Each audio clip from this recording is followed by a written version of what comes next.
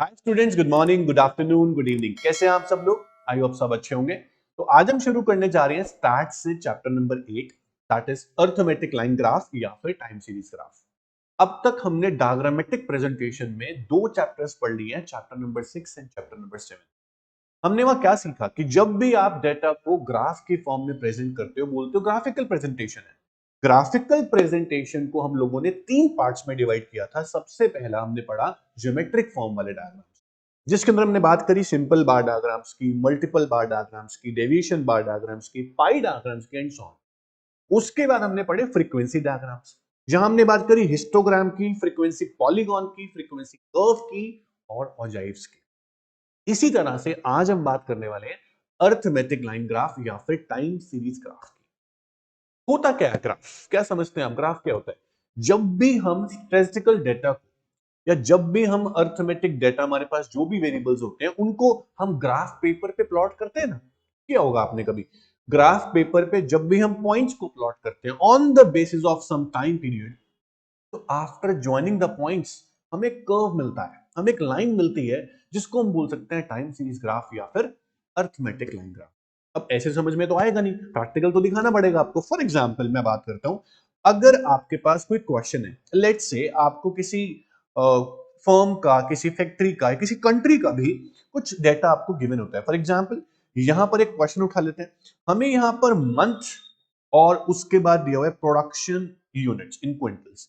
कह रहे कि फॉलोइंग टेबल शोज दैट कि production of factory between January and June. आपको एक टाइम पीरियड गिवन है जनवरी से लेकर जून तक। भाई जनवरी में इतना प्रोडक्शन हुआ, फरवरी में इतना प्रोडक्शन हुआ। तो on the basis of time periods आपको कुछ स्टैटिस्टिकल डेटा यहां गिवन है। इस डेटा को आप ग्राफ पेपर पे प्लॉट करोगे, आप पॉइंट्स लगाओगे, जनवरी में 5, फरवरी में 7.5, मार्च में 5, अप्रैल में 10। ये पॉइंट्स जो लगाओगे, इन पॉइंट्स को ज्वाइन भी करोगे। जब इन पॉइंट्स को ज्वाइन करोगे, आपको एक लाइन तो मिलेगी ना। उस लाइन को बोलेंगे अरिथमेटिक लाइन ग्राफ या फिर टाइम सीरीज ग्राफ। आपने देखा होगा, आप जब न्यूज देखते हैं या कोई भी डेटा आपको टीवी पर दिख रहा होता है, मैगजीन में दिख रहा होता है, न्यूज़पेपर में दिख रहा होता है, तो आपको लाइंस दिखती हैं। वो लाइन से आप समझ जाते हो, अच्छा अप गई थी मार्केट, डाउन गई थी मार्केट। तो ये डेटा जो है, वो अगर ग्राफ में प्लॉट कर दिया जाए ना, तो ग्राफिकल प्रेजेंटेशन बन जाता है। और ग्राफिकल प्रेजेंटेशन जो होती है, बड़ी इंटरेस्टिंग होती है, अट्रैक्टिव होती है, आप इजीली समझ पाते हैं। आपको आपके माइंड में पिक्चर जो है ना, वो छप जाती है, प्रिंट हो जाती है। तो ग्राफिकल प्रेजेंटेशन में जो आज हम पढ़ने जा रहे हैं, अरिथमेटिक लाइन ग्राफ या फिर टाइम सीरीज ग्राफ, वो होते क्या है? सुनना ध्यान से, मैं आपको थोड़ा सा थ्योरी भी पढ़ाऊंगा। देखो, थ्योरी पढ़नी बहुत जरूरी है। थ्योरी बहुत बच्चे छोड़ देते हैं, सिर्फ ग्राफ ग्राफ प्रैक्टिस कर लिए। पता तो होना चाहिए ना भाई है क्या इसके अंदर। जैसे हमने हर चैप्टर में पढ़ी है थ्योरी ऑलमोस्ट। तो कह रहे हैं कि जब स्टैटिस्टिकल डेटा को आप प्रेजेंट करते हैं ग्राफ पेपर पे, उसको बोल देते हैं ग्राफ। जब भी आप स्टैटिस्टिकल डेटा को, एग्जांपल देखा आपने प्रोडक्शन में, उसको आप ग्राफ पेपर पे प्लॉट कर दो, एक ग्राफ का रूप ले लेगा ना वो। तो presenting the data on a graph paper, we get different points, each point corresponding to some value. उस वैल्यू को जब आप ज्वाइन करते जाओगे, आपको एक कर्व मिलेगा, एक लाइन मिलेगी, जिसे आप बोलोगे ग्राफ। क्या शो करेगा? वो ट्रेंड शो करेगा चेंजेस का, कभी अप कभी डाउन, कभी स्टेबिलिटी, बहुत चीज शो कर सकता है ग्राफ। तो ये होता है हमारे ग्राफ। अब एग्जाम्पल कुछ भी हो सकता है, आपके पास प्रोडक्शन का डेटा है, आपके पास एक्सपोर्ट्स इंपोर्ट्स का डेटा है, लेकिन डेटा किस बेस पे होगा? On the basis of some time period. क्या पता वो 2011, 2012, 2013 ऐसे डेटा आपको दिया हो। क्या पता जनवरी, फरवरी, मार्च ऐसे आपको डेटा दिया हो। तो डेटा जो है on the basis of some time period आपको यहां गिवन होगा, और आपको पॉइंट्स प्लॉट करने और ज्वाइन कर देना है। सिंपल, ये बहुत ही आसान चैप्टर है। ठीक है, दो ही टाइप के यहाँ ग्राफ पढ़ेंगे हम। तो आप सबने ग्राफ पेपर तो देखा ही होगा। ग्राफ पेपर में हम देखते हैं, जब हम डायग्राम बनाते हैं, सबसे पहले हम क्या करते थे? अब तक हम एक्स और वाई एक्सिस बनाते थे। तो एक्स एक्सिस, वाई एक्सिस की पॉजिटिव साइड जो होती है, वो कौन सी होती है? आप जानते हैं, क्वाड्रेंट 1 जो होता है, यहां पर जो आपकी साइड्स हैं, ये भी आपकी पॉजिटिव साइड और ये आपकी नेगेटिव साइड होती है। ऐसी ये नेगेटिव साइड होती है। हमें सिर्फ अभी यूज जो इस चैप्टर में होगा, वो ज्यादातर पॉजिटिव साइड का होगा, पर नेगेटिव का भी हो सकता है। आपने बनाया है ग्राफ, आपको पता है कि नेगेटिव वैल्यू कहां प्लॉट की जाती है। अगर हम वाई एक्सिस की बात करें, तो नीचे नेगेटिव वैल्यूज होती है। हम एक्स एक्सिस की बात करें, तो लेफ्ट साइड में देखा होगा नेगेटिव वैल्यूज होती है। तो ये आपको पता ही है। इसके अलावा मैं आपको आज एक और बात बताऊंगा कि कभी कभी हम किंक देते हैं, किंक। वो किंक क्या होता है उसकी हम बात करेंगे, फॉल्स लाइन, बेस लाइन को आप बोल सकते हो। तो अभी हम बात करते हैं बेटा कि ग्राफ जो है वो जब बनाए जाएंगे with reference to some scale बनाए जाएंगे। स्केल क्या होता है कि आप गैप लेते हो 5, 10, 15, 20, आप डेटा के हिसाब से स्केल लेते थे ना, वो तो अब भी लिया जाएगा, उसमें कुछ नई बात नहीं है। लेकिन अगर पेपर में कोई थ्योरेटिकल क्वेश्चन आता है, अगर पेपर में कोई थ्योरेटिकल क्वेश्चन आता है कि what are the rules of constructing graph, what are the rules of constructing graph, तो आप क्या बोलोगे? सबसे पहले देखो, आप इस चैप्टर को मत देखो, अभी मेरी बातों को याद करो। जब मैं डायग्राम बनवाता था आपसे या चैप्टर को हम कर रहे होते थे, सबसे पहले मैं क्या बोलता था कि बेटा हेडिंग डालना। हेडिंग नहीं डालोगे तो मार्क्स कट सकते हैं। सबसे पहला काम, चाहे आप टेबल बना रहे हो, चाहे आप डायग्राम बना रहे हो, चाहे आप ग्राफ बना रहे हो, सबसे पहले आप हेडिंग डालते हो कि भाई ग्राफ किस बारे में बनाया जा रहा है, क्या शो करेगा आपका ग्राफ। तो सबसे पहले क्या डालनी होती है? हेडिंग। कोई नई बात तो है नहीं, आपको पता है सारी बातें। तो आप लिखोगे रूल से पहली चीज की हेडिंग डालो बेटा। तो एवरी ग्राफ, सुनना ध्यान से, every graph must have a suitable and precise heading. Short heading होनी चाहिए। सिंगुलर फॉर्म में हम पढ़ते थे कैसे होती है heading.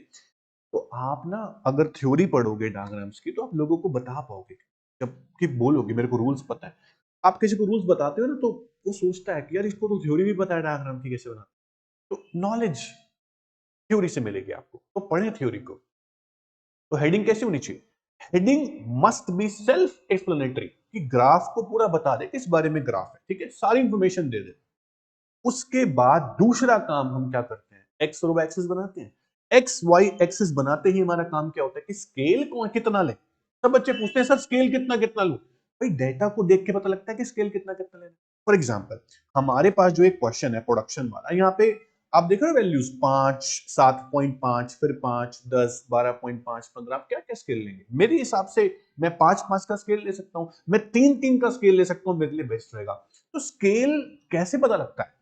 On the basis of data, कि आप कितना स्केल लेंगे। तो choice of scale next rule होता है। इसमें आप क्या लिखेंगे कि one should fix N appropriate scale on which data should be present. एक स्केल जो आप ले रहे हो, एप्रोप्रिएट स्केल लो। एप्रोप्रिएट स्केल जो होता है ना, उससे आप इजीली डायग्राम बना लोगे, अपने डेटा को रिप्रेजेंट कर दोगे ग्राफ की फॉर्म में, और ग्राफ आपका अच्छा बनेगा, अट्रैक्टिव बनेगा। और ध्यान रखें, ग्राफ हमेशा ग्राफ पेपर के मिडल में होना चाहिए ताकि वो अट्रैक्टिव लगे। आप बॉर्डर तक बना सकते, ऐसा कुछ बनाएं, ठीक है। उसके बाद next is proportion of axis. Axis कितना बड़ा बनाए, एक्स एक्सिस कितना बड़ा बनाए, वाई कितना बनाए, तो डिपेंड करता है वैसे तो डेटा पे, पर एक रूल होता है कि एज फार एज पॉसिबल जो लेंथ ऑफ एक्स एक्सिस होती है ग्राफ पेपर पे, वो 1.5 times the length of Y axis होती है, ठीक है। ये आप ध्यान रखें, क्या लिखा हुआ है कि एक्सिस की अगर हम बात करें तो as far as possible length of X axis जो है graph paper should be 1.5 time the length of Y axis. ये रूल होता है, बट जनरली डिपेंड डेटा पे करता है कि क्या हम स्केल लें, क्या एक्सिस, ठीक है। अगला रूल होता है कि हम जब डेटा देखते हैं जो टेबल की फॉर्म में दिया उसको प्रेजेंट करते हैं ग्राफ पे, तो method of plotting the points, कि हम पॉइंट्स प्लॉट करेंगे कैसे। एग्जांपल देखो, इस क्वेश्चन में आपको मंथ दिए हुए हैं, जनवरी, फरवरी, मार्च, अप्रैल, मई, जून। इसको आप कहां लोगे? इसको आप एक्स एक्सिस पे लोगे और वाई एक्सिस पे प्रोडक्शन लोगे आप। तो पॉइंट प्लॉट कैसे करोगे? जनवरी पे 5 पॉइंट लगाओगे, फरवरी पे 7.5 पॉइंट लगाओगे। तो मेथड आपको पता होना चाहिए कि पॉइंट प्लॉट कैसे करने हैं। तो लिखा हुआ है economics and business statistics are generally positive. Data जो आपको दिया होता है ज्यादातर पॉजिटिव दिया होता है, तो आप क्वाड्रेंट 1 को चूज करते हो।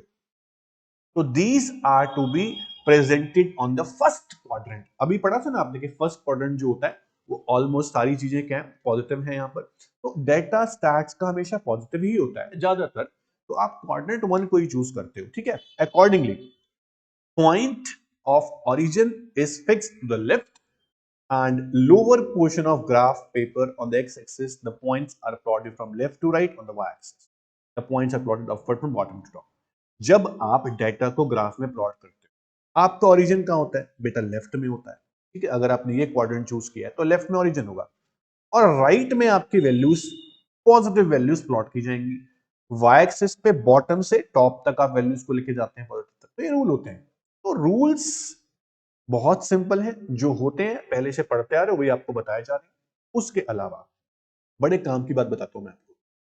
अगर आपके डेटा में सिर्फ एक वेरिएबल शो किया हुआ है, जैसे यहां प्रोडक्शन शो किया हुआ है, तो आपका एक ही लाइन ग्राफ बनेगा, ऑब्वियस ही बात है।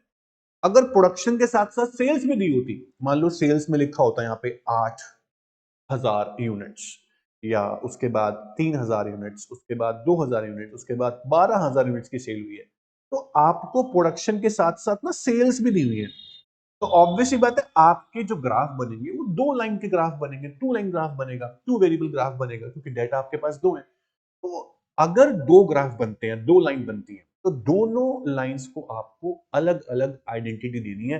पहला ग्राफ आपका ऐसे बन रहा है, दूसरा आप डॉटेड बना सकते हैं, ताकि अलग अलग पता रहे कि डार्क वाला प्रोडक्शन का है और डॉटेड वाला सेल्स का है। तो ये बात तो नॉर्मल है, सिंपल सी बात है, पर लिखना कैसे है इसको वो सुनो। कह रहा है कि if more than one line और curve are to be drawn, अगर आपको दो कर्व बनाने हैं ग्राफ के अंदर, तो दोनों कर्व को, दोनों लाइन को जो है आप अलग अलग तरीके से डिफरेंशिएट करोगे। एक लाइन पूरी डार्क बना दो कंप्लीट, और एक ब्रोकन लाइन बना दो, डॉटेड लाइन बना दो। तो डिपेंड करता है कि आप कैसे कर सकते हो। तीन डेटा आपके पास, तीन वेरिएबल है। एक लाइन हो गई आपकी बोल्ड, जो कि ये है, दूसरी हो गई आपकी डॉटेड, जो कि ये है, तीसरी होगी आपकी ब्रोकन लाइन। तो ब्रोकन मतलब ये बड़े बड़े स्लैश डाल के, और डॉटेड में डॉट डालते हो, आप बोल्ड में बोल्ड लाइन डालते हो। तो तीन तरह के आप लाइन ग्राफ एक ही ग्राफ के अंदर प्रेजेंट कर सकते हो। ये डिपेंड करता है कि क्या डेटा दिया हुआ है। उसके बाद सिक्स्थ रूल है table of data. It would be useful to give the table of data along with graph. This help verification on the graph. Right side में कॉर्नर में बनाते हो ना आप, जब कि भाई डॉटेड लाइन कौन सी है, डार्क कौन सी है, ब्रोकन लाइन क्या शो कर रही है, वो टेबल जरूर बना।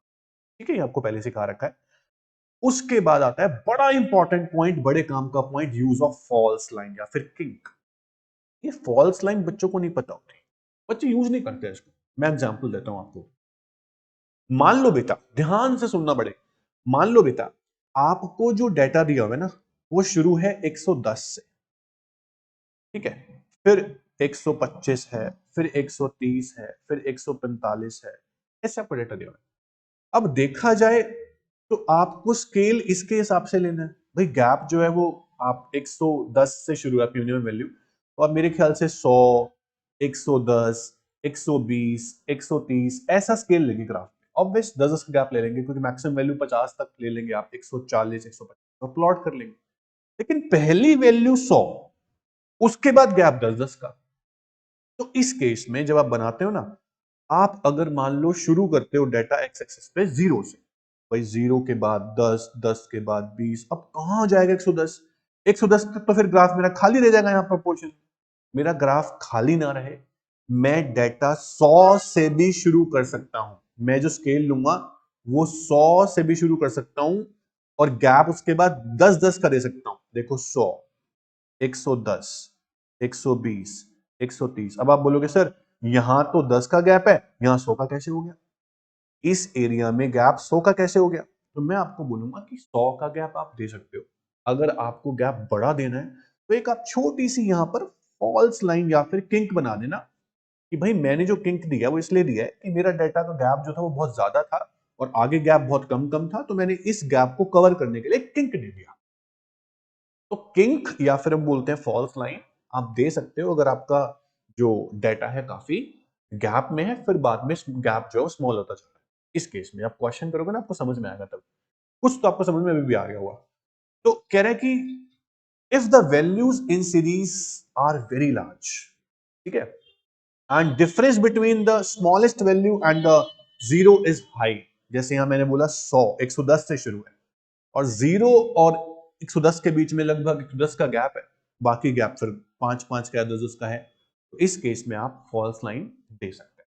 ठीक है, तो वाई एक्सेस से भी दे सकते हैं, एक्स से भी, डिपेंड करता है आपको कहां डेटा प्लॉट करना है, मैं आपको दिखाऊंगा जब क्वेश्चन करेंगे। ठीक है, उसके बाद जब वैल्यूज आप प्लॉट कर लेते हो, पॉइंट्स आप डाल देते हो, इन पॉइंट्स को आप ज्वाइन करते हो, है ना, उसे बोलते हैं टू ड्रॉ अ लाइन और कर्व। जब पॉइंट्स को ज्वाइन किया जाता है उसे क्या बोलते हैं कि हम कर्व बना रहे हैं या फिर हम लाइन बना रहे हैं। We mark different points on graph paper. Corresponding to different values, उसको हम देन ज्वाइन करते हैं। जब ज्वाइन करने के बाद जो लाइन मिलती है उसे हम बोलते हैं लाइन या फिर कर्व। तो joining line must be uniform throughout its length, it should not be different thickness as a different points. मतलब यूनिफॉर्म लाइन क्या है कि आपकी एक ही तरह की लाइन बन रही हो, ये नहीं कि यहां पर डार्क बना दी, फिर लाइट है यहां तक, फिर आपने डार्क बना दी, तो ऐसा डायग्राम बहुत ऑड बनता है। एक ही लाइन जा रही हो साफ सुथरी, उसे बोलते हैं, एक रूल है लाइन का। तो हमने पढ़ा कि ये है rules of constructing a graph. Graph बनाने के रूल्स क्या होते हैं? सबसे पहला रूल, हेडिंग डालें। दूसरा, जो स्केल आप लेंगे उस अच्छा स्केल लें, सही स्केल लें कि डाटा अच्छे से प्लॉट हो जाए। एक्सेस कितना बड़ा बनाना डिपेंड करता है डेटा के ऊपर। उसके अलावा पॉइंट्स कैसे प्लॉट करने हैं आप देखो, पॉजिटिव वैल्यूज हैं, नेगेटिव वैल्यूज हैं, कौन सा क्वाड्रेंट आपको चूज करना है। अलग अलग लाइन हो सकती है, अगर डाटा 2 या 3 तरह की हैं तो बोल्ड लाइन, डॉटेड लाइन या ब्रोकन लाइन बन सकती है। फॉल्स लाइन का यूज कब करना मैंने बताया आपको भी, बट हम जब ग्राफ बनाएंगे तो ज्यादा अच्छे से आप समझ पाओगे कि कैसे यूज करते हैं फॉल्स लाइन। अब मेरी बात सुनना, जो ग्राफ होते हैं, टाइम सीरीज ग्राफ जिसकी हम बात कर रहे हैं, या अर्थमेटिक लाइन ग्राफ की हम बात कर रहे हैं, वो दो तरह के, वन वेरिएबल ग्राफ, ठीक है, वन वेरिएबल ग्राफ, और दूसरे दूसरे टू और more than two variable graph, two और more than two variable graph. तो ये हम बनाएंगे। अगर एक ही डाटा दिया हुआ है, मान लो सिर्फ प्रोडक्शन, तो एक ही लाइन बनेगी, एक ग्राफ बनेगा, सिंपल वन ग्राफ होगा, वन वेरिएबल ग्राफ कहा जाएगा। अगर डाटा में प्रोडक्शन के साथ साथ मान लो सेल्स भी है, तो यहां पर दो लाइंस बनेंगी, इसे बोलेंगे टू वेरिएबल ग्राफ। अगर तीन डाटा होते तो तीन लाइन बनती है, तीन ग्राफ बनते, बोलते हैं उसे मोर देन टू वेरिएबल ग्राफ। तो वेरिएबल ग्राफ यहां दो बनाएंगे, एक सिंपल यानी वन वेरिएबल ग्राफ और दूसरा टू वेरिएबल ग्राफ। ठीक है, सुनेंगे ध्यान से। अब एक क्वेश्चंस हमें कुछ लेने पड़ेंगे यहां से ताकि हम बना पाए।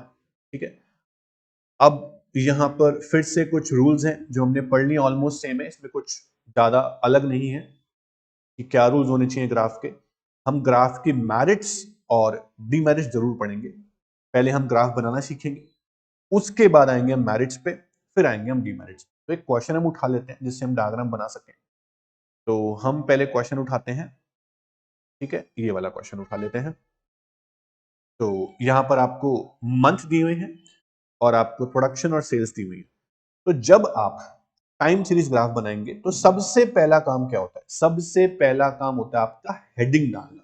तो यहां पे क्या दिया आपको? प्रोडक्शन और सेल्स, तो हेडिंग क्या डालोगे? और मंथ वाइज दिया हुआ है, तो हेडिंग क्या डालोगे कि monthly production and sales of a factory. Monthly production, अगर एक्सपोर्ट इंपोर्ट दिया होता तो एक्सपोर्ट इंपोर्ट लिखते हैं। अभी प्रोडक्शन और सेल्स दिया हुआ है तो monthly production and sales of a factory, ये आप हेडिंग डाल दोगे। उसके बाद हेडिंग डालोगे, यहां दो चीजें हैं तो आप दो लाइन बनाने वाले हैं, दो ग्राफ बनाने वाले हैं, तो उसे बोलेंगे to variable graph, to variable graph. Okay, ये आपकी हेडिंग हो गई। अब तीसरा रूल क्या था हेडिंग डालने के बाद कि आप एक्स और वाई एक्सिस बनाओगे। एक्स और वाई एक्सिस बनाने के बाद आप स्केल लेते हो। क्या लेते हो? स्केल लेते हो। तो सबसे पहला काम क्या करना है कि आपको एक्स और वाई एक्सिस बना लेना है। ठीक है, एक्स और वाई एक्सिस में आप क्या करेंगे? एक्स एक्सिस पे आप क्या लिखेंगे? एक्स एक्सिस पे आप टाइम पीरियड लिखेंगे जो आपको मंथ के हिसाब से दिया हुआ है। तो यहां पे आप लिख सकते हैं जनवरी, ठीक है, उसके बाद फरवरी। ये स्केल जो ले रहा हूं बराबर बराबर होना चाहिए, सेम गैप से। मार्च, अप्रैल, मई, जून। क्वेश्चन था जनवरी से लेकर जून तक आपको मंथ दिए हुए हैं, फिर प्रोडक्शन और सेल्स दी हुई है। सबसे पहले हम प्रोडक्शन को प्लॉट करते हैं। किसको? प्रोडक्शन को। अब स्केल कैसे लें हम? मैक्सिमम वैल्यू 17.5 तक मेरे को दिख रही है कि जा रही है, मिनिमम वैल्यू जो है वो 5 की है। तो मेरे हिसाब से मुझे 5-5 का स्केल ले लेना चाहिए, बेस्ट रहेगा। ठीक है, 5 का स्केल हम ले सकते हैं, तो मैं 5-5 का स्केल लेके चल रहा हूं। 5, 10, 15, 20। आप 3-3 का स्केल भी ले सकते हैं। यहां पर लिखेंगे प्रोडक्शन और सेल्स। सबसे पहले हम प्रोडक्शन लाइन प्लॉट करेंगे। तो प्रोडक्शन लाइन का जो डेटा हमारे पास है वो क्या है, 5 है पहले जनवरी में, फरवरी में 7.5 है, फिर से 5 है। तो पहले 5 हमारे यहां प्लॉट हो जाएगा, फिर 7.5, ठीक है 7.5, तो बिल्कुल यहां पर 7.5 हो जाएगा। उसके बाद फिर से 5 है, तो मार्च में 5 प्लॉट हो गया। उसके बाद 10 है, फिर 12.5 है, फिर 15 है। तो 10, 12.5 और 15, 10, 12.5 और 15, ये आपने प्रोडक्शन की लाइन प्लॉट करनी है। अब अगला रूल क्या था, पॉइंट्स प्लॉट करने के बाद हम पॉइंट्स को ज्वाइन करें, और लाइन कैसी होनी चाहिए, यूनिफॉर्म, कहीं पर डार्क, कहीं पर लाइट, कहीं पर मोटी पतली लाइन नहीं होनी चाहिए। तो इस तरह से ये हमारा प्रोडक्शन का लाइन ग्राफ बन चुका है। आप चाहें तो इस पे सर्कल कर लें, ठीक है। यहां पर आपको डेटा कितना गिवन था आप उसको लिख दें। पहले 5 था, ठीक है, फिर 7.5 था, फिर 5 था, फिर 10 था, फिर 12.5 था, और फिर 15। ये आपने लिख दिया, ये आपके प्रोडक्शन की लाइन हो गई। बहुत सिंपल, कितना सुंदर अट्रैक्टिव डायग्राम बन रहा है। अब हम बनाते हैं सेल्स की लाइन, 7.5, उसके बाद 10, फिर 7.5। तो पहले बनाते हैं 7.5 जनवरी में, तो 7.5 जनवरी में यहां पर, उसके बाद 10, उसके बाद फिर 7.5, तो हम बनाएंगे यहां पर 10, उसके बाद फिर से 7.5 मार्च में यहां पर, ठीक है। उसके बाद 12.5, 15, 12.5 यहां पर, फिर 15 यहां पर, उसके बाद 17.5, ठीक है। तो 17.5 आपका यहां पर आ जाएगा जून में। अब इसको हम ज्वाइन करते हैं, ब्लू लाइन से ज्वाइन कर देते हैं। ध्यान से देखिएगा कि कितना कितना हमने प्लॉट किया है। पहले हमने प्लॉट किया 7.5, उसके बाद हमने प्लॉट किया था 10। तो 10 वाला पॉइंट हमारा थोड़ा सा गायब हो चुका है, फिर से बना लेते हैं। ये आपका 10, उसके बाद फिर था 7.5, उसके बाद फिर था आपका 12.5, उसके बाद था 15, उसके बाद था 17.5। तो इस पे आप सर्कल कर लें जो जो वैल्यूज आपकी थी, और इन वैल्यूज के ऊपर हम लिख देते हैं यहाँ पे 7.5, फिर आपका है 10, फिर आपका है 7.5, फिर आपका है 12.5, फिर आपका है 15, फिर आपका है 17.5। तो हमने जो अभी यहां पर ग्राफ बनाया है उसमें दोनों ही लाइन बोल्ड बनाई है, क्योंकि मेरे पास कलर्स हैं डिफरेंट डिफरेंट। तो मैं यहां पर लिख सकता हूं कि जो ब्लू लाइन है वो किसकी है, ब्लू लाइन जो है वो सेल्स रिप्रेजेंट कर रही है, और जो ग्रीन लाइन है, ग्रीन लाइन है वो शो कर रही है क्या, प्रोडक्शन। ग्रीन लाइन क्या शो कर रही है, प्रोडक्शन, और ब्लू लाइन क्या शो कर रही है, सेल्स। ठीक है, इस तरह से आप बना सकते हैं।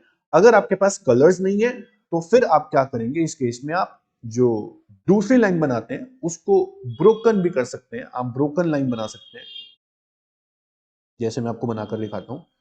अगर आपके पास ऑब्वियसली बात है एग्जाम में कलर्स नहीं होंगे, तो आप क्या करें, आप ब्रोकन लाइन बनाएं या डॉटेड लाइन बनाएं। जैसे मैं बना रहा हूं, मैं ब्रोकन लाइन बना रहा हूं, तो ब्रोकन लाइन से भी हम लाइन ग्राफ बना सकते हैं जैसे मैं बना रहा हूं। तो ये आपका ब्रोकन लाइन वाला जो हो गया उसे क्या बोलेंगे आप, सेल्स। इस तरह से भी आप वैल्यूज को दिखा सकते हैं। ये आपकी टेबल बन गई आइडेंटिफिकेशन के लिए, ठीक है। इसको भी आप बनाए। ये था आपका टू वेरिएबल लाइन ग्राफ।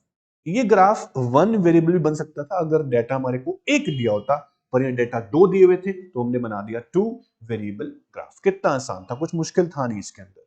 देखो अब यहां पर आप देखें, सबसे पहले हेडिंग डाली हुई है, ये आपकी हेडिंग है, monthly production and sales of factory. फिर ग्राफ पेपर में ग्राफ बनाया हुआ है, ठीक है। इन्होंने जनवरी यहां लिया हुआ है, तो कई बच्चे मुझसे पूछते हैं सर ओरिजिन पे जनवरी ले सकते हैं क्या, बिल्कुल ले सकते हैं। आप यहां से भी शुरू कर सकते हैं जनवरी को, और यहां से भी शुरू कर सकते हैं। मैंने यहां से शुरू किया था तो यहां से भी आप कर सकते हैं। ठीक है, ये था आपका 2 वेरिएबल ग्राफ। अब मेरी बात सुनना, जनरल रूल्स क्या है कि डायग्राम जो बनाया आपने, ग्राफ जो बनाया, उसका साइज प्रॉपर हो, ना ज्यादा बड़ा ना छोटा, हेडिंग प्रॉपर हो, इंफॉर्मेटिव हम पढ़ चुके हैं, स्केल प्रॉपर हो हम पढ़ चुके हैं, साइन और कलर का यूज करें। हमने यहां पर कलर यूज ना करके साइन यूज किया। ब्रोकन लाइन जो है वो सेल्स की थी, और ग्रीन लाइन जो थी डार्क वाली वो आपकी प्रोडक्शन की थी। ठीक है, उसके अलावा लेस यूज ऑफ वर्ड्स, हमने वर्ड्स का यूज डायग्राम में कहां किया? सिर्फ हेडिंग डालने के लिए और ये लेबलिंग करने के लिए। इतना ही यूज करें आप वर्ड्स का, बहुत भरा भरा डायग्राम हो जाएगा अगर आप ज्यादा वर्ड्स का यूज करेंगे। ठीक है, हम ग्राफिकल प्रेजेंटेशन कर रहे हैं, टेक्सटुअल प्रेजेंटेशन नहीं कर रहे हैं। ड्राइंग और बॉर्डर, ड्राइंग द बॉर्डर, आप चाहें तो बॉर्डर बना सकते हैं। ग्राफ पेपर पे बॉर्डर बनाया, वैसे तो बना होता है जब ग्राफ पेपर खरीदते हैं आप। और सिंपल होना चाहिए डायग्राम, अट्रैक्टिव होना चाहिए। और आप जब डायग्राम बना रहे हैं तो लेफ्ट से राइट, हमने लेफ्ट से राइट बनाया ना, और बॉटम से टॉप, यही रूल होना चाहिए, ये हमने बनाया। उसके बाद स्टेटमेंट ऑफ डेटा आप शो कर दे, आपने ग्राफ पे जो क्लियरली डेटा बनाया है, और डायग्राम शुड बी अट्रैक्टिव और इफेक्टिव होनी चाहिए। तो बहुत इंपॉर्टेंट बात है, ये हम सारे रूल्स पढ़ चुके हैं, हम इसे रीड कर लिए दोबारा से। इन्हें बोलते हैं general rules of constructing graph. Main बात ये आती है कि जब आप ग्राफिकल प्रेजेंटेशन कर रहे होते हैं तो आपकी उसकी मेरिट्स क्या होती हैं। देखो आप ध्यान से, जब भी आप किसी मैगजीन में, न्यूज़पेपर में, टीवी में आप कोई डायग्राम देखते हैं या कोई ग्राफ देखते हैं, तो आपके माइंड में रहता है कि हाँ वो अप गया था जनवरी में, फेब में फिर डाउन आया था। तो आप ग्राफ के मैरिट्स में क्या लिख सकते हैं कि ग्राफ जो होते हैं ना बड़े सिंपल होते हैं टू अंडरस्टैंड इंफॉर्मेशन। तो ग्राफ जो है उसकी सबसे पहली मेरिट है कि they are simple and understandable information. Even the most complex information अगर ग्राफ के थ्रू दे दी जाए तो कई बार हमें वो भी याद हो जाती है। ये खास बात है ग्राफ कि अगर कोई कॉम्प्लेक्स डेटा होता है उसको हम डायग्राम में प्रेजेंट कर देते हैं तो तब भी वो सिंपल और अंडरस्टैंडेबल बना देता है डेटा। ठीक है, ये बहुत अच्छा फीचर है। दूसरा बहुत अच्छा पॉइंट है कि ग्राफिकल प्रेजेंटेशन का जो इंपैक्ट होता है वो लास्टिंग होता है, हमें लॉन्ग टाइम तक ग्राफ याद रहते हैं एज कंपेयर टू टेक्सटुअल या टेबुलर प्रेजेंटेशन। तो डायग्रामेटिक और ग्राफिक प्रेजेंटेशन जो है लीव्स अ लास्टिंग इंपैक्ट, कि वो जल्दी से भूलते नहीं है। Information is not easily forgotten क्योंकि वो ग्राफ है। आपने एक्सपीरियंस किया होगा कई बार कि ग्राफ में लॉन्ग टाइम तक याद रहते हैं दोस्त। ग्राफ बनाने के लिए कोई स्पेशल ट्रेनिंग की नीड नहीं है, एक बार देखो कैसे बनाना हो गया। कोई स्पेशलाइज नॉलेज आपको नहीं चाहिए, आपने भी तो बनाया ना ग्राफ, मैंने भी तो बनाया। तो कह रहा है कि अगर आपको ग्राफ बनाने हैं तो there is no need of special training and knowledge. These are easily understood even by a layman. Layman मतलब आम आदमी, कॉमन इंसान भी समझ सकता है हमसे जाकर। ये मैरिट्स हैं डायग्रामेटिक प्रेजेंटेशन की। और क्या मेरिट है कि डायग्राम्स जो होते हैं वो attractive and effective means of presentation है। जो डायग्राम्स और ग्राफ हैं are very attractive and effective means of presenting data. आप बताओ मेरे को, textual presentation, tabular presentation, graphical presentation, तीनों में से बेस्ट क्या लगता है, कौन सा अट्रैक्टिव लगता है? ऑब्वियस आप बोलोगे सर ग्राफ, है ना। तो डायग्राम्स और ग्राफ जो होते हैं अट्रैक्टिव इफेक्टिव होते हैं। It is rightly said that कि picture is worth of 1,000 words. एक पिक्चर 1,000 वर्ड्स के बराबर हो सकती है जो आपको याद रखवाती है कि हाँ ये था। और डायग्रामेटिक प्रेजेंटेशन जो होती है ना वो बहुत जल्दी से क्विक ग्लांस में, एक समरी में आपको डेटा दिखा देती है। तो डायग्राम्स या ग्राफ जो होते हैं facilitate a comparative glance at data. Thus, data on investment in private sector, public sector, देखा होगा आपने गवर्नमेंट डिपार्टमेंट या प्राइवेट कंपनीज जो होती हैं वो डेटा को प्रेजेंट करती हैं और इजीली कंपेयर कर लेती हैं। तो यही बात है खास बात डायग्राम्स की, क्यों क्विक यानी जल्दी से आपको कंपैरिजन दे देते हैं कि आप कंपैरिजन आसानी से कर सकते हो। क्योंकि ग्राफ ऊपर जा रहा है उसका नीचे जा रहा है तो क्या कंपैरिजन हुआ कि भाई उसकी ग्रोथ ज्यादा हुई है उसकी नहीं हुई है। तो ग्राफ से बहुत आसानी से समझ में आता है कि क्या है। जब हम ग्राफ बनाते हैं तो मजा आता है, एंटरटेनिंग होता है। अच्छा यहाँ पॉइंट लगाना है, यहाँ पॉइंट लगाना है। ड्राइंग बनाना बच्चों को अच्छा लगता है। तो ग्राफ जो होते हैं वो एंटरटेनिंग भी होते हैं एज कंपेयर टू आप लिख रहे हो टेक्स्ट, बोर हो जाओगे आप। तो कह रहे हैं इंफॉर्मेटिव तो है ही diagrams, besides being informative diagrams और ग्राफ जो है वो एंटरटेनिंग भी है। Beginners are just fascinated to draw. जो बिगिनर्स होते हैं शुरू शुरू में उनको बहुत मजा आता है कि हम डायग्राम बना रहे हैं, तो मजा आता है, एंटरटेनमेंट है यहाँ पर। उसके अलावा हम, ये बड़ी काम की बात है, ये आपने सीखी नहीं अभी, वैसे आगे सीखोगे कि डायग्राम्स के थ्रू हम एवरेजेस निकाल सकते हैं। हम मीन मीडियन मॉड भी डायग्राम के थ्रू निकाल सकते हैं। आने वाले चैप्टर्स में आप निकालोगे। कह रहा है कि using graphic technique we can easily locate the value of certain average such as mean median mode. Mean तो खैर नहीं निकलेगा, पर मीडियन मॉड आसानी से निकल सकता है। हम जब आगे चैप्टर पढ़ेंगे तो देखना आप, हम मीडियन निकालेंगे थ्रू ओजाइड्स, हम मॉड निकालेंगे थ्रू हिस्टोग्राम्स, अब देखना। तो ग्राफिकल टेक्निक से हम एवरेज भी निकाल सकते हैं सच एज मॉड और मीडियन।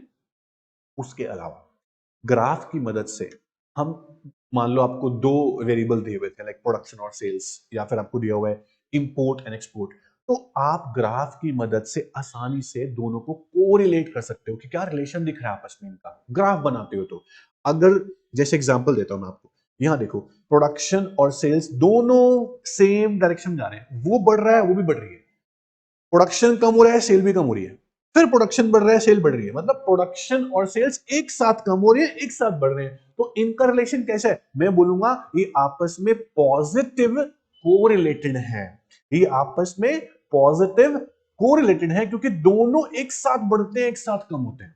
अगर ऐसा होता कि प्रोडक्शन बढ़ रहा होता सेल्स कम हो रही होती, प्रोडक्शन बढ़ रहा होता सेल्स कम हो रही होती, मान लो ऐसा होता, तो मैं बोलता कि दोनों आपस में नेगेटिवली को रिलेटेड है। तो मैं बोलना चाहता हूं कि ग्राफ की मदद से आप ये भी देख सकते हो कि आपस में इनका कैसा रिलेशन है, पॉजिटिव है, नेगेटिव है, नो कोरिलेशन है, आप देख सकते हो।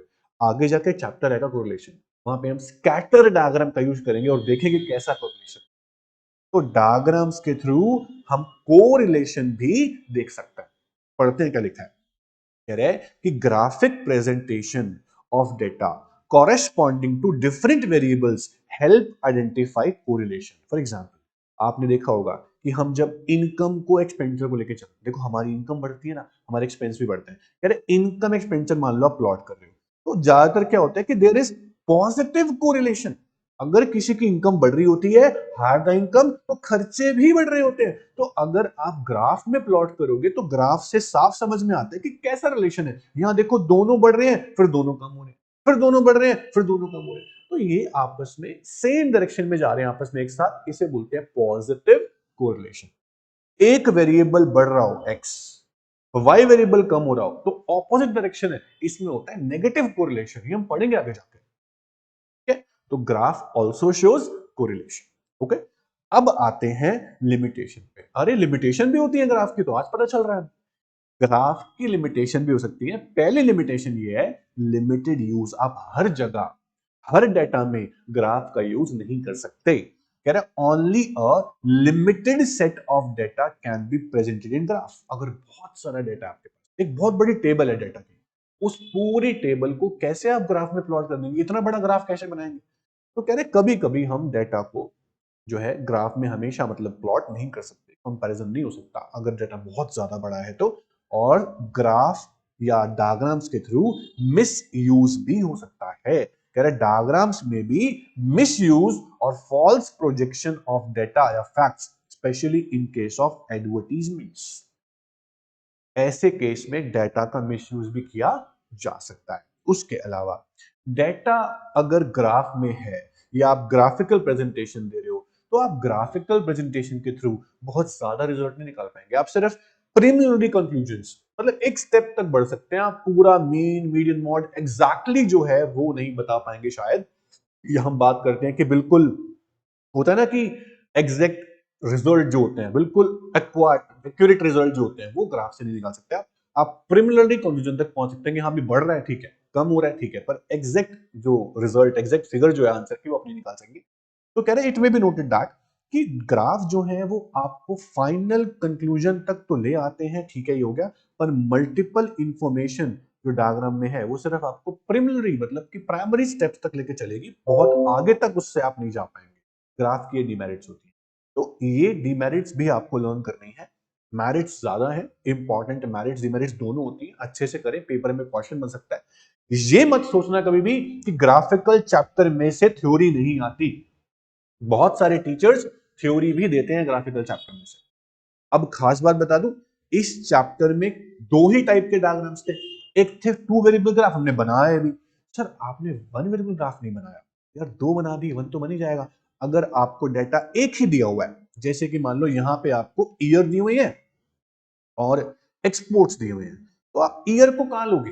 बोलो, ईयर को लोगे आप एक्स एक्सिस पे और एक्सपोर्ट्स को वाई एक्सिस पे। अब देखो, एक बात दिखाने वाला हूं मैं आपको, फॉल्स लाइन का यूज कैसे करते हैं। यहां पर आपका डेटा की मिनिमम वैल्यू देखो कितनी है, दैट इज 600। उसके बाद 640, 670, 780, 900। आप 100 का गैप भी लोगे ना, आप 50 का गैप भी लोगे तो भी डायग्राम बन जाएगा। लेकिन 0 से लेके 600 तो बहुत बड़ा गैप हो गया। तो आप स्टार्ट तो ओरिजिन से ही करते हैं। तो यहां पर अब क्या करेंगे, सुनो ध्यान से। जब आप इस केस में ग्राफ बनाते हैं, जब पहली वैल्यू और जीरो में बहुत ज्यादा गैप होता है, उस केस में फॉल्स लाइन कैसे बनाएं।